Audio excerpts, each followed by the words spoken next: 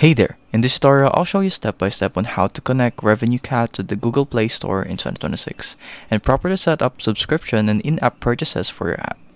Make sure you follow the instructions till the end.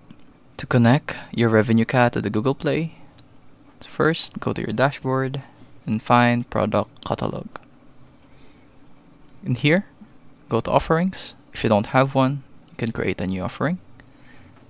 In the identifier, let's say it's Premium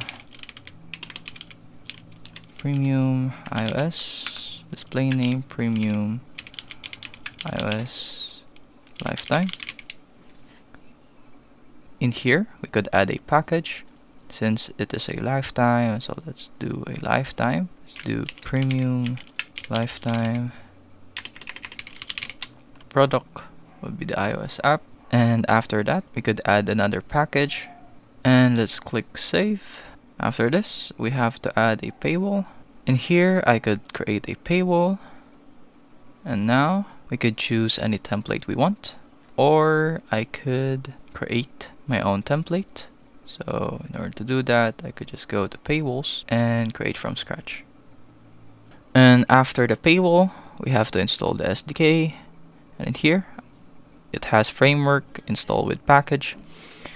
And we would have technical instructions here of how to do it, and after this you would have to copy this to your app as well as the API key, and if you are using an AI, you can just copy prompt, and inside the prompt it would be this one.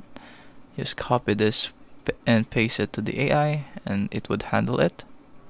And after doing either copying the prompt or downloading the package and copying and pasting the API and the code, you can just update this one to your app, and as well as uploading it to your Google developer, and after that you can just hit I'm ready, and that's it. That is how you integrate RevenueCat on Google Play Store. If it helps, leave a like and subscribe for more tutorials like this.